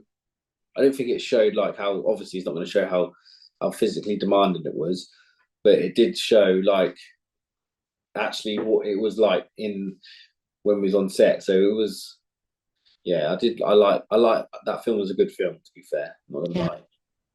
physically. It was physically demanding, and it did test your mind and your body. But for a good production, yeah, it was good. I thought it was all right. Yeah, I like that. Yeah, definitely. And you're also in Kingsman? Kingsman, yeah, I didn't really do much in that. I was in a part where I think what was I in that bit? I was not driving. I was in the back of a car, and I think I got called just to get out of the car and run, and then jump over some fence or whatever. So again, certain films you get to do a big bit, and certain films get called in to do like small little tasks just because they need someone to tick the box or whatever. Yeah, because on IMDb you're credited as a stuntman and utility stunts for that film. Yeah, so you get to be in so you do stunt, and then utility could be you get to do like to help other stunties or other actors or whatever to come in. So I remember I think a couple of days I did on set, and then a few days I did offset, like just helping with like the pre-production and stuff. So yeah, so it depends what you get called in for, really. And then a film that I revisited today, Jason Bourne. So am I correct in understanding you were nominated for a Screen Actors Guild Award for Outstanding Performance by a Stunt Ensemble? Yeah. So that was the part we was in Tenerife. Oh, very nice. So that I think it was the part, I can't remember which part it was. It was a chase scene basically. It was when we was getting checked, they was getting chased. I think we was, what was I? Armored guard or not guard or riot police. That's what it was. Yeah. Was it the motorbike scene? Yeah, all of that part leading up to the motorbike scene where they used the hose and all of that stuff. So all of that, we done that. That was a hard one as well because it was, I think, in Tenerife and it was night shoots as well, and it was hot and you was in like riot gear and all of the stuff, and it was baking. Yeah, that was a good one. Do you prefer it when it's colder or hotter when you're filming? I prefer when it's just like lukewarm. When it's not too hot. Yeah. Depends on the costume. So like if we did Napoleon, the costumes were so like full on, and then it was hot. And then if it was like we had costumes that was like there was less of costumes, there wasn't that much, and then it was cold, so it was freezing. Yeah, it depends really. It all depends. And then so in 2018 you're in Mission Impossible Fallout. Is it true that Henry Cavill sent you a coin at the end of the production? Somewhere in there is, yeah. In my drawer, I could find it after we finish. Yeah, he sent everybody a coin, thank you coin, and I think it had his face on it, his little moustachy man face, and it said thank you message on one side, and it had Mission Impossible Fallout on the other side. Yeah, I think it's in my drawer, that everyone has of cluttered rubbish and stuff. It's somewhere in there. I should have it like in my stunt stuff, but it's just another collectible. Yeah, that was a big one. I was in, what scene was I in that? That was in the bar scene when I think, I can't remember. I've done so many different scenes. It's hard to remember which. When I see it, when I watch the film back again, and I was like, oh yeah, I remember that bit. It's in the bar scene. I think when they beat up a few people, and then the girl, I can't remember the girl. Was she pregnant? I think. And she did some like flip over some head thing with her legs over one guy. I can't remember. But yeah, that part was that was all right. It was just in a suit, really. Yeah. So it wasn't really much. The thing about films, you just do a lot of just like, unless you're actually in the actual specific stunt, or you background stunts or whatever, or supervising stunts, which is your safety stunts, where you got to be that line up before the extras or whatever. In case like whatever, like a car will flip or whatever, you got to be in front of the extras or whatever. So it's dependent if you're in if you're in generically in the actual main stunt, then you're going to do loads of bits and get your adjustments or whatever. Or if you're like the second tier of stunts and your background stunts, then you like have to just be doing fighting in the background or whatever. So it all depends where you get placed or what you're used for. Or if you're doubling, then obviously you're going to be that person main in front of the camera. So like in Deadpool and Wolverine, we were stunts, but we was acting stunts. So we was actually having to be a physical character in the film and do your stunts at the same time. So you get double bubble. Yeah, which is always good. It's always good. Would you like to do more of that? So acting and being. Yeah, to be fair, like I think I'm a character anyway. Well, people say like my missus says you're such a character, dear. So I think like if the right character came, like Deadpool, Wolverine, the Bullseye one, I think that I actually slipped into the costume and like embodied the actual character. Yeah. So then when it came to actually doing like when the fight coordinator Ashley said to me, "Oh, Curtis, can you come up with choreography for your character?" And I said, like, actually, how would he move? Like he'd be more slick with his trying to flick his jacket and throw his or he'd grab one of his stars from his shoulder and flick it out. And so certain moves, like it felt natural to me. So it depends if the character came and it was a natural character movement wise for me, and then like if there was lines or whatever, I'll probably try and embody the actual character rather than just say like, "Oh, actually, you've got to try and be a character that doesn't really fit you." So it all depends on the character. He starred in a film called Infinite with Mark Wahlberg in Chiwetel Ejiofor, which annoyingly is not on TV until Sunday, which I attempted to watch now. I think it was streaming on Amazon Prime, I think. Is it? Yeah, from one of the streaming. The poster I saw said it was on Paramount Plus, but I checked that and it must be in the US or something. The thing is with films and that now, they do my head in because when you do a film, before it was just go straight to cinema or whatever, or straight to DVD or whatever. But now it's just so many different platforms. You've got so many different flipping logins that you got to remember. It's just like, what? So Infinite, that was a lot of like SAS military style costumes and loads of guns. And I remember like we had like loads of masks. When you see it, you'll see like there's a scene where like we had like these, we was all dressed in black and we had like these black tactical masks on and stuff. It was like tactical ensemble that go in. And there's one scene that we go into this room and then there's like these balls that come out in the slow motion and it just explodes everywhere.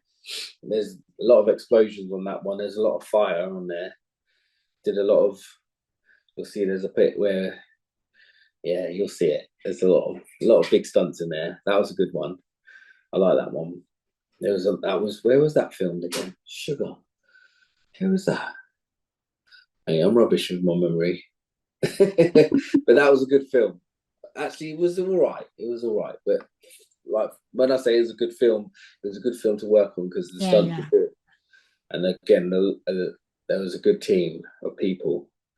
For me, I count if the film's good by how you was treated or how you've been treated on the film, like in the team and by production and by your stunt coordinator. Just by everyone. Like, did you have fun on the film? Yeah, I did have fun. So it's a good one. Certain films I haven't had fun on. And I've come to watch a film and feel like, actually, I'm not really interested because it was such a shit time. You know what I mean? Yeah, I've got that now. I didn't used to do it, but now I judge a film based on whether I was invited to the set. So now the only film I officially like is Deadpool and Wolverine. That's it. That's it. Other films need to step up. Yeah, they do. Hopefully when we get on Avengers, we'll get you there. Yeah, it'd be good to sneak me in. We'll get you one of the crew passes. I've got one there, look. This one here. MVP. NXP. This is the latest film that I did. Where was it? This one here. You see. And then I had to go to this place.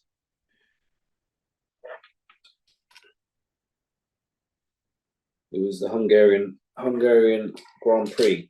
So I'm not going to say what film it is because I don't want to. You can probably guess. Film F1. Uh-huh. The film F1. I don't know. It could be anything. Could be. There's Yeah. a film that you starred in that's about Formula One racing. It could possibly be that. Can't really talk about that yet. You also starred in the Hitman's wife's Bodyguard. Yeah. Which is a bit of a mouthful. Did you get to meet Ryan Reynolds at that point? No, I didn't. So that there, I was utility, and I just did think about 3-4 weeks of prevising. I was due to go and do shooting out it was in Amsterdam, but for whatever reason they changed the schedule, so I only did the previs. So hence why I was just utility stunts on that, which is a shame because that was a good film. I like that one. Yeah, I like Ryan Reynolds films. He's a good actor. He's very good. He brings good presence and on set, which now I know I have now witnessed for on Deadpool. We always come back to Deadpool because that's oh yeah. I've got this in the background as well. Did you get one? Did you see the popcorn things? Can't get it. It's really annoying me. They've got them on eBay and they're stupidly priced, and I can't bring myself to do that. So how much are they on there on eBay? About 110. Yeah. So mate, when I went to the Carson's crew, like they said to me, "Oh, do you want one of these Deadpool popcorn things?" And I was like, "Am I going to use it again?" And then one of my friends in the group showed me the eBay thing. They're selling them for like £150. I'm like, and there's only £10. I was like, missed the trick there. Yeah, I saw one person was selling 4 of them, and I think that's why I can't find one. Yeah. I don't know if my mates have got one, but they could probably keep it. I wanted one. I think I'm going to try and get my friend Danny. He's got the key rings, so he's going to try and get me some from Spain, because they were doing the claw grabber thing. Yeah, but they didn't do it over there. No, I think it's just they did it in America though, right? Yeah. It's a bit tight. Yeah. Never mind. It's outrageous. Yeah, I tried to get that. Like, I think the morning the film came out, and they'd already sold out. Yeah. That's a nice little keepsake for fans of. Have you ever been to Comic Cons? I haven't. I'd love to, but then I sort of think I'd love to, but I actually don't think I'd enjoy it. I think it's mostly like queuing up. Yeah, I think it's a bit too much, isn't it? Yeah. I don't know if it's being on the other side. Yeah, that's fine, but I don't know if I'd go. I know my brother wants to go, but I don't know if I'd go. Like, would I actually enjoy it? Would it be like it might be a bit too much? I think it's one of those things where it's a better idea in theory. Like, as you say, when you're just watching all the highlights, it's like, oh, these surprises came out. This would be amazing to be there in person. But then when you consider people in the front row may have camped out 2 days in advance, it becomes less fun. Yeah, 100%. So I'm not in a rush. Like, as I say, if I had a way of getting like a good ticket, or I was involved on stage in some capacity, interviewing someone or whatever it was, or speaking about my forward role in Avengers 5, then sure. Yeah. What role would you reckon you'd get? I think something pretty big. Yeah. I could be a variant of a character, but it'd have to be a really variant version. Like, just way off what the original one looks like. Yeah. It's from the outer stretches of the multiverse or something. I don't know. Imagine. Yeah, I'll just be a version of any character that just sat in the cinema all day and didn't go to the gym. Sure, you got jokes. Well, do you reckon Fantastic Four is going to be good? I'm looking forward to it. I think that got good cast. Good cast. Historically, Fantastic Four has always been considered one. Well, I think Marvel's first family, they called them, didn't they? Yeah. And so I think they're an important property. I loved I want to say about 2005 movies. You know, the Fox ones that came out. I didn't love the last one so much. Not one with what's his name? think Michael B. Jordan's in Yeah, it. no, that wasn't no good. I've only ever watched it once. I don't know. Yeah, that wasn't good at all. Didn't really feel like a Fantastic Four film. No. Yeah. So we've got up to now your first Marvel film, Morbius. Yeah, Morbius again. I think that was just another call in, like, can you come and do this? I did 2 bits. I think I got chased in the subway by someone, and then I think in one of the scenes when I was in the park where the police car was going through, I think we had to be like safety because the car was going. I can't remember. The police car was like getting chased or something. Was going like kept ziggy zaggy in, and there was a lot of extras or whatever. So we have to be safety for that. So I'm not really. I didn't. Oh, actually, no. Yeah, and I was sugar. I had to put the prosthetics on of Tyrese. Did you? Yeah, the hand thing. I don't even know why, because I didn't film nothing. I put it on me. Trying to think. Yeah, I remember that. Yeah, I actually had to put the arm prosthetics on. Can you see it where you had the robot thing? Yeah. But yeah, I had to do that. But I don't know why they did me. Maybe because I was black and they like that. I'm not the same height as Tyrese, so I think they just used my arm as a double for that. I don't know why, because I don't think we actually filmed anything. But so yeah, I was in that. I was in the there was a the park bit where they had like police vans and stuff coming in, safety for the extras, and then another bit I was to get chased by, I think it was Morbius or the other guy. Who's the other guy? The other vampire in the subway. Yeah. That was my first Marvel. And then my second Marvel was Ant-Man. It was. That was the one. Quantumania. So what kind of character were you in that? So I was 2 characters. So in the first one I was a character called King Sugi. So in the restaurant scene where all the aliens were, I was an alien, and I was all black face and I had like gold cracks. So I had prosthetics, 4 hours of prosthetics, makeup every day for 3.5 months. I had that getting ready for my show as well. It's a massive problem. Yeah, and then so that character really didn't do much because it was just more of acting in that bit. Oh my god, scared. Yeah, it was great, Oscar. I love that scene. Oh my god. And then I was another character, part of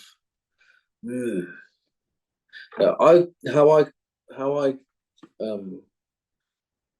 described my character was more of like a alien Assassin's Creed alien-ish style costume. So I had like a hoodie like top on, it was tight top, and it had like leather tassels and stuff like this round, and like baggy like Sahara, like what's the Prince of Persia trousers. And then I had my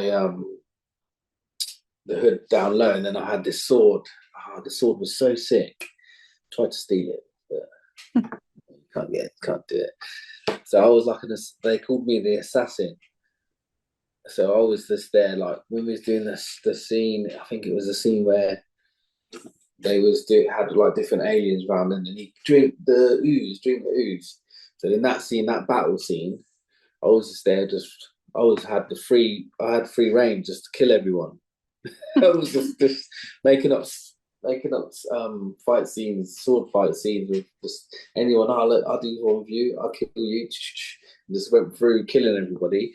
But so could you just like improvise the fight? No, it wasn't improvising on the spot. It was more of a case of they said to me, "Oh yeah, Curtis, you do because your character's like more of an assassin, so you can like make sure you get like you kill people over there, and kill people over there.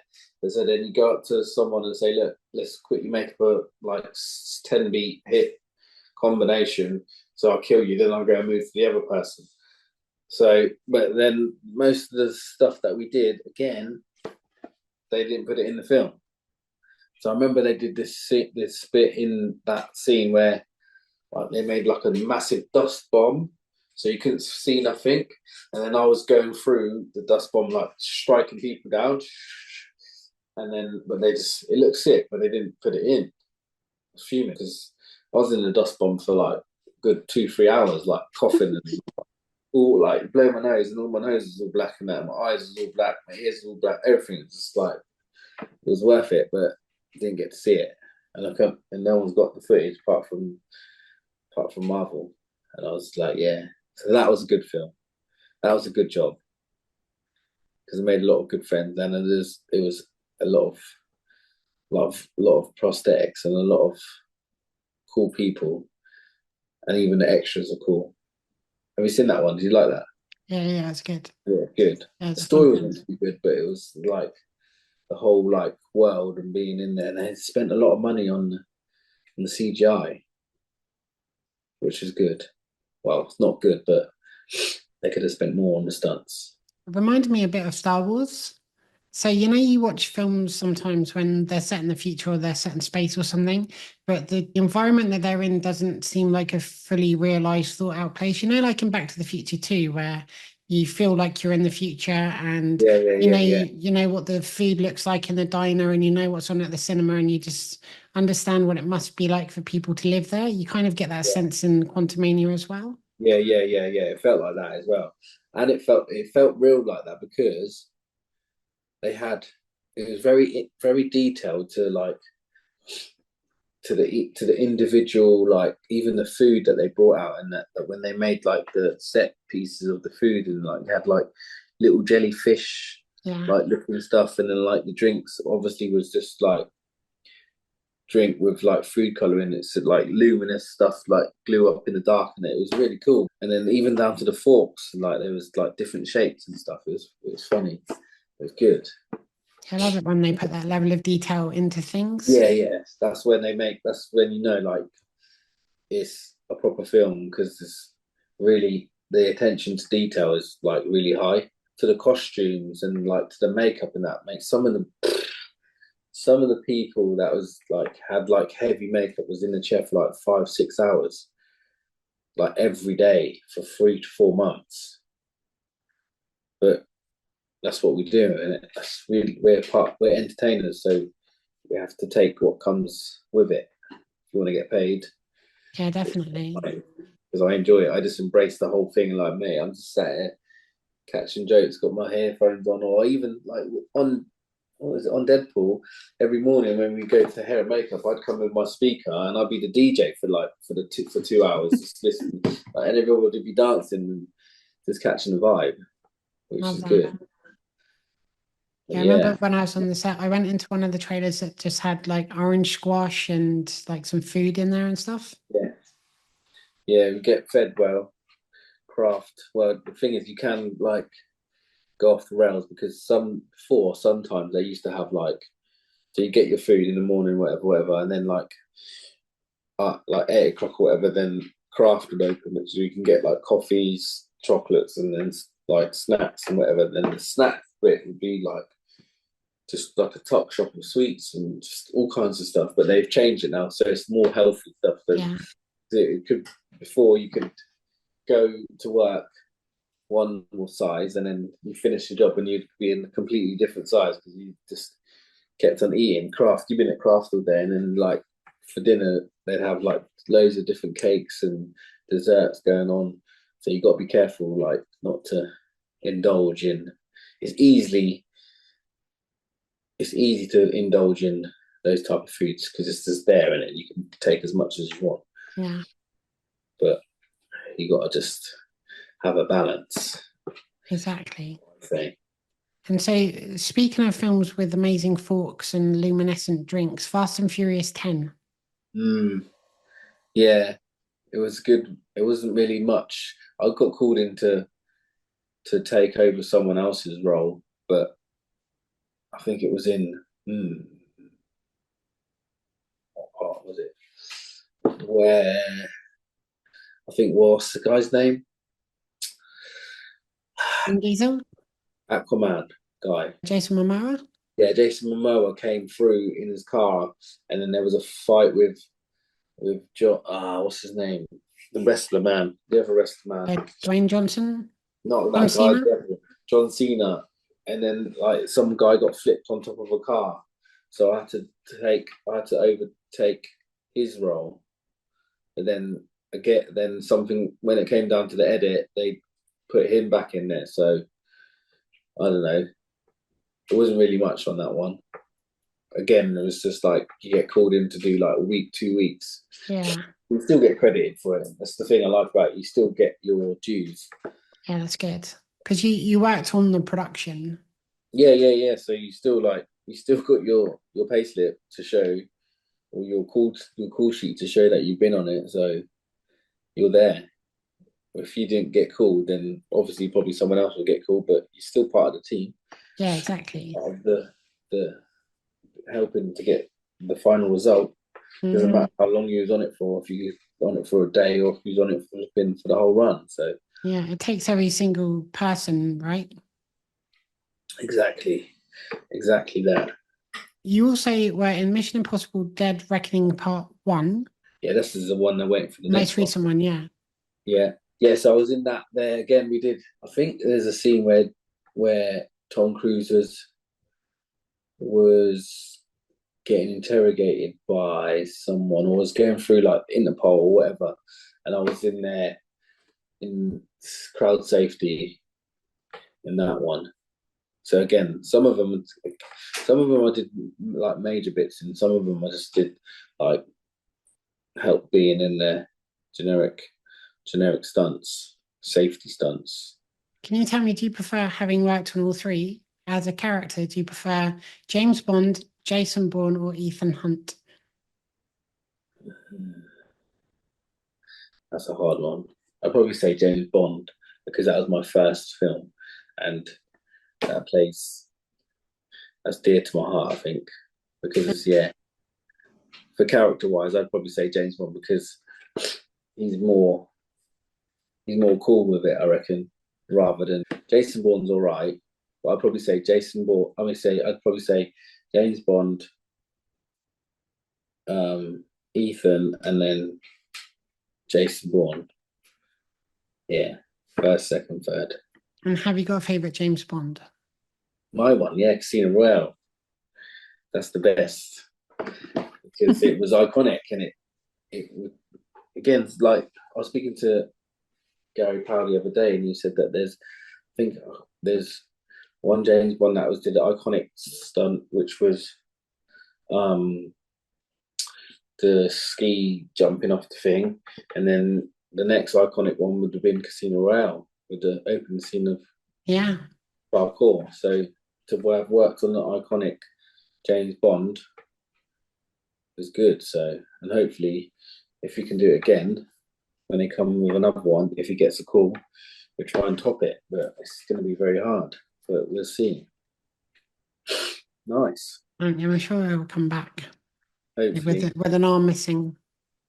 Yeah, let's see. So one question I ask every guest on the Sarah O'Connell show, can you tell me a fun fact about yourself, a hobby, a party trick, something like that? A fun factor about myself is I am going to be getting married in 23 days. So I'll be getting married to my lovely wife, to be Victoria. Congratulations, very happy for you. Party trick. Could do a wall flip, my eyes closed. Wall flip, oh wow. And a fun fact, I'll be getting married soon. Well, wishing you every success for that. First of all, hope you have Thank you very much. A very happy million years together. Yes, 11 years already. That's amazing. And 2 beautiful kids. I've got 4 kids. I've got four. You've got two beautiful kids, but you've got four No, kids. two beautiful kids with my wife to be, Okay. and then I've got two elder children with an older partner. But my eldest is 22, my middle one's 14, my youngest son is 8 soon, and my youngest daughter will be 2 soon. So yeah, That's amazing. Well, congratulations on behalf of me and everybody watching this. Thank you. Final question. Have you got any messages for people watching the Sarah O'Connell show and your fans around the world? If you're watching the Sarah O'Connell show, you are of the same kind of people as me and Sarah. Very kind, very movie orientated, and just kind and generous people. Just be very kind, and just it doesn't take nothing to be kind and courteous in this world, especially with what's going on. To all my fans, I don't have any fans. To all my friends, I love you, and thank you for tuning in to the Sarah O'Connell show. Thank you, and thank you to you, Sarah, for inviting me. The pleasure's all mine. Curtis Small, thank you so much for coming on my show. It's been a lot of fun talking about Stunts and Deadpool and all the amazing movies you've been on. And massive congratulations on your impending wedding at the end of this month. Thank you very much. And I'll definitely speak to you soon on the next. You're definitely welcome to come back and talk about all the other great stuff you're working on. And obviously, we're going to see each other on the set of Avengers 5, 6, 7, 8, and 9. Yes, definitely. You have to teach me how to do like a forwards roll or something, it'd be fine. And thank you to everybody watching at home. Be sure to share, subscribe, give this video a big thumbs up, and leave lots of lovely comments. I'll see you all again soon for another episode of the Sarah O'Connell Show. Bye. Yeah, take care. Bye. My name's Curtis Small, and I play Bullseye in the new Deadpool and Wolverine movie.